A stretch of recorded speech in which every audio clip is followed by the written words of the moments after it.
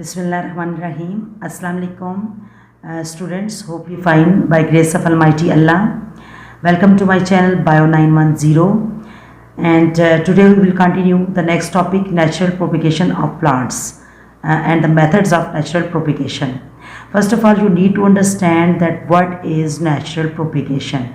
It is asexual reproduction that I have told you in my previous lecture, that it is carried out by vegetative parts of plant that are root, stem or leaves. इसमें flower की involvement नहीं होती, vegetative parts use होते हैं. That is also called vegetative propagation as well as natural propagation, and this is asexual reproduction. Here I have made a mind map. This is called a mind map or flow chart. तो ये flow chart है. अभी आपको ये समझ आनी चाहिए flow chart कैसे ड्रा करते हैं. This is the method to draw the flow chart, and here I have written the methods of a natural propagation: budding, bulbs, tubers and runners.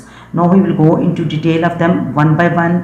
I have drawn a flower, I have drawn a leaf for you, that is of air plant. And the topic budding, the method one, that is budding.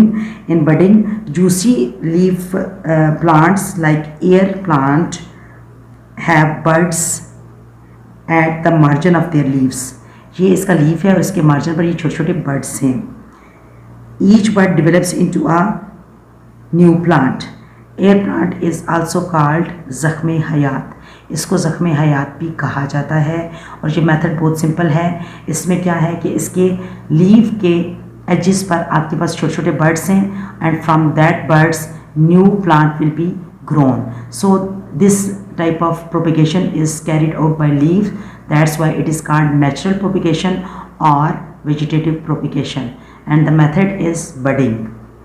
Come to the next method, that is called bulbs, and example is onion. You can see onion here. onion आप daily देखते हैं, ठीक है, daily life में आप इसको देखते हैं और घर में ये डेली यूज़ होता है. तो बल्ब क्या होता है? अ bulb is a type of an underground stem with thick fleshy leaves. ये जो हैं ये इसके लीव्स होते हैं. It produces smaller birds which grows into a new plants. इसमें भी जो सा है छोटे छोटे बर्ड्स निकल आते हैं जिससे कि नया प्लांट ग्रो कर सकता है. तो अभी आपने इस चीज़ को समझना है कि ये अंडरग्राउंड स्टेम है. ये अनियन जो होता है हमारे पास ये ज़मीन के अंदर होता है. That's why and it is underground stem. ये स्टेम है और ये जो मेथड है इसमें प्रोपेगेशन हो रही है through stem. So it is called bulbs. And next is tubers. Tubers में जो है एग्जांपल आपके पास है पोटैटो की. और पोटैटो में किस तरह से है, ये भी अंडरग्राउंड होता है, ज़मीन के अंदर होते हैं potatoes. It is swollen underground stem. ये थोड़ा सा फूला हुआ होता है, स्वोलन फूला हुआ, और अंडरग्राउंड ज़मीन के नीचे, ये ज़मीन के नीचे होता है और ये अंडरग्राउंड स्टेम है. Each bud can be cut and planted to grow into a new plant.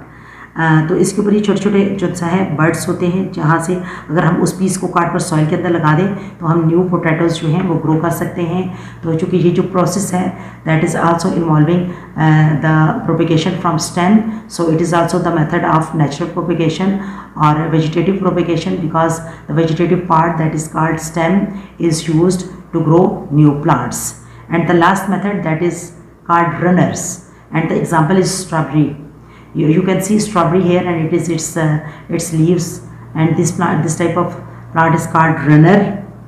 Runners are plant stems that grow along the ground. ये ज़मीन के ऊपर स्प्रेड हुए होते हैं.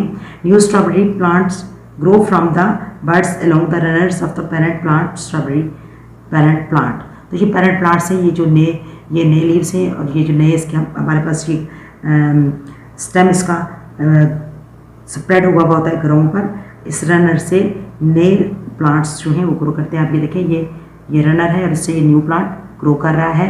So it is also a method of natural और vegetative propagation. तो आज का आपका लेसन इतना ही था. होप सो कि आपको अच्छी तरह से समझ आ गया होगा. तो टॉपिक क्या है आपका कि go through it natural propagation of plant or vegetative propagation of plant, and these are the four methods of vegetative propagation or natural propagation. I have given example here, example air plant, here example onion, here example potato, and here is strawberry. And diagrams you can see as well, that how these stems and roots or runners can grow into new plant. So it was all about natural propagation of plant, and it is type of asexual reproduction.